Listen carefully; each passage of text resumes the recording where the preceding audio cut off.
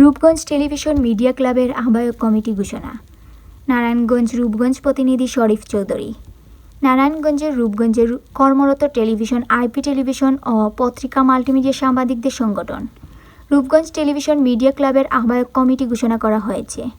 17 মে রবিবার উপজেলা মুরাপাড়া বাজারে রূপগঞ্জ টেলিভিশন মিডিয়া ক্লাব কার্যালয়ে এ কমিটি ঘোষণা করা হয়। কমিটিতে মাই টিভির সাংবাদিক মোহাম্মদ মকবুল হোসেন আহ্বায়ক এবং এটিএন নিউজের সাংবাদিক মোহাম্মদ পারভেজকে সদস্য সচিব করা হয়েছে।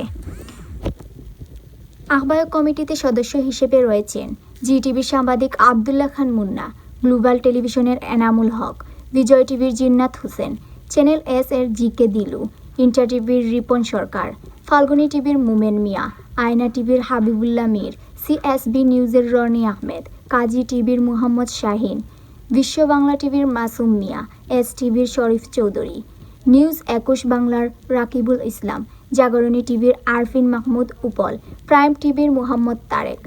নবগঠিত এই কমিটির নেতৃবৃন্দরা জানান, রূপগঞ্জে কর্মরত টেলিভিশন, পত্রিকার, মাল্টিমিডিয়া ও আইপি টেলিভিশনের সাংবাদিকদের মধ্যে পেশাগত ঐক্য সুদৃঢ় করা, সাংবাদিকদের অধিকার রক্ষা, বস্তুনিষ্ঠ সংবাদ পরিবেশন নিশ্চিত করা এবং গণমাধ্যম কর্মীদের পেশাগত মনোন্নয়নের কাজ করবে এই সংগঠনটি।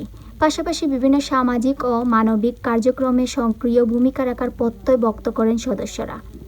আমি সাদিক ইফরাত মিম।